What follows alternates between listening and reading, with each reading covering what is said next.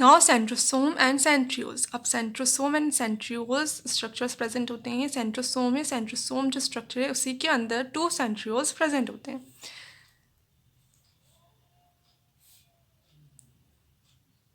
जो सेंट्रियोल्स हैं वो कैसे होते हैं, सिलेंड्रिकल स्ट्रक्चर्स होते हैं। 2 सेंट्रियोल्स एक साथ प्रेजेंट होते हैं, एक दूसरे के परपेंडिकुलर 90 डिग्रीज पर। एक ऐसे प्रेजेंट है इस एक्सिस पे, तो सेकेंड इसकी 90 डिग्री पर या परपेंडिकुलर प्रेजेंट होगा। तो 2 सेंट्रियोल्स प्रेजेंट होते हैं एनिमल सेल्स में। सेंट्रियोल्स की चारों तरफ एक एरिया प्रेजेंट होता है जहाँ पे अदर ऑर्गेनल्स एब्सेंट रहते हैं। एक स्पेशल एरिया प्रेजेंट होता है साइटोप्लाज्म के अंदर ही, उसको कहते हैं पेरीसेंट्रियोलर मटेरियल। इस पूरे स्ट्रक्चर को मिलाकर 2 सेंट्रियोल्स प्लस पेरीसेंट्रियोलर मटेरियल, इन तीनों चीज़ों को मिला के क्या कहते हैं, सेंट्रोसोम। एक सेंट्रोसोम में 2 सेंट्रियोल होंगे एंड पेरीसेंट्रियोलर मटेरियल होगा।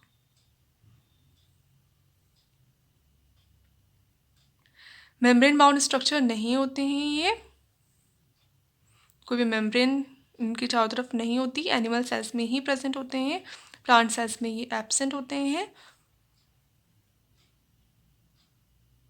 प्लस इनका अगर टीएस लेके देखें, इसका टीएस लेके देखें तो ये किस जैसा लगता है, थोड़ा बहुत सिमिलैरिटीज रखता है ये फ्लैजुला या फिर सीलिया के टीएस से। इसमें भी 9 फाइबर या फाइब्रस प्रेजेंट होते हैं पेरिफेरी पे। They are present in animal cells and absent in plant sales.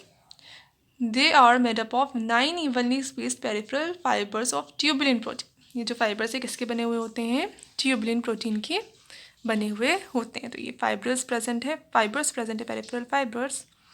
कितने, ये 9 है, 1 2 3 4 5 6 7 8 एंड 9। अब ये कैसे होते हैं, वो तो डबलेट्स थे, ये ट्रिपलेट्स होते हैं।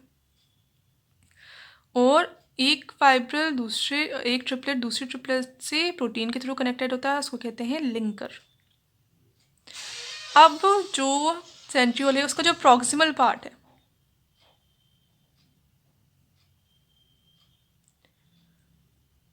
उसमें प्रोटीन्स के बने हुआ एक स्ट्रक्चर प्रेजेंट होता है जिसको क्या कहते हैं, हब। तो ये जैसे पूरा सेंट्रियोल है, तो ये हब जो है वो पूरे में प्रेजेंट नहीं होगा, कहाँ प्रेजेंट होगा, प्रॉक्सिमल रीजन में ही प्रेजेंट होगा।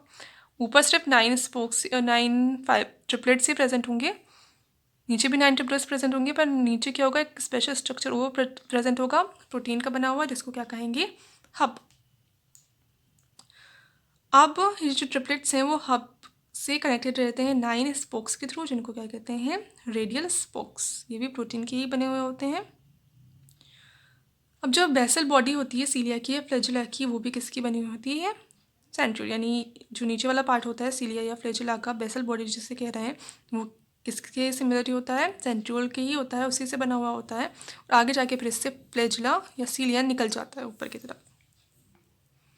क्या हेल्प करते हैं ये, सेल जब डिवाइड होती हैं तब स्पिंडल फाइबर्स पड़ते हैं। अभी नेक्स्ट चैप्टर आएगा सेल डिविजन का, उसमें देखेंगे सेल जब भी डिवाइड होती है तो स्पिंडल फाइबर्स या स्पिंडल अपैरेटस फॉर्म होता है, तो वो किसकी हेल्प से होता है, सेंट्रियोल की हेल्प से ही होता है एनिमल सेल्स में।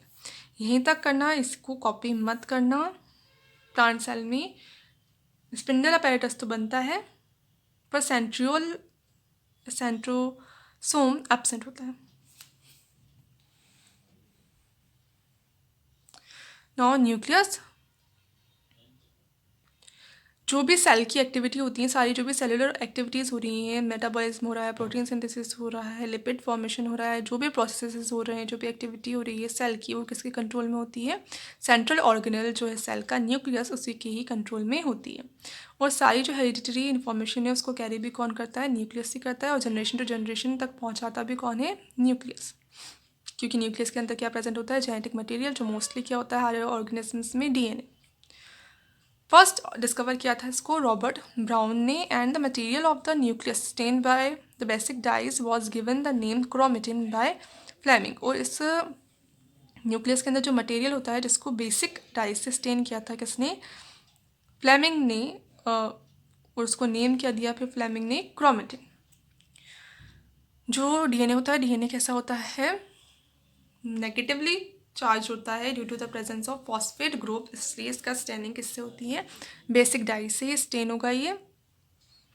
तो डाई के बाद उस जो मटेरियल है न्यूक्लियस के अंदर उसको क्रोमेटिन नेम दिया फ्लेमिंग साइंटिस्ट ने।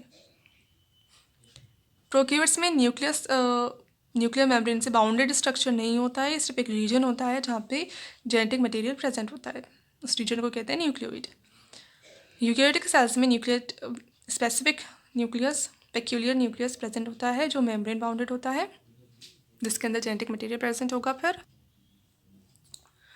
अब जो यूकेरियोटिक सेल्स हैं उनमें मोस्टली हर सेल में न्यूक्लियस प्रेजेंट होता है। अब इसके एक्सेप्शन है कौन सा, प्लांट्स की जो मेच्योर फ्लोएम सीव ट्यूब्स होती हैं उनके अंदर न्यूक्लियस एब्सेंट होता है। एंड जो एनिमल्स की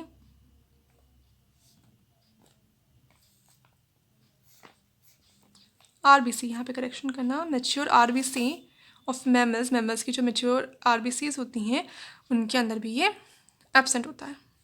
अदर ऑर्गेनिजम्स की आरबीसीज में प्रेजेंट हो सकता है बट मैमल्स की में एब्सेंट होता है एक्सेप्ट कैमल।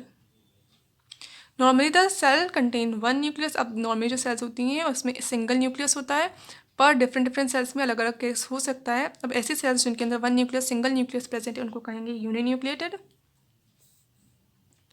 बाई न्यूक्लिएटेड जिनके अंदर टू न्यूक्लियस प्रेजेंट है, तो एग्जाम्पल आ जाएंगे इसकी paramecium, liver cells and cartilage sales.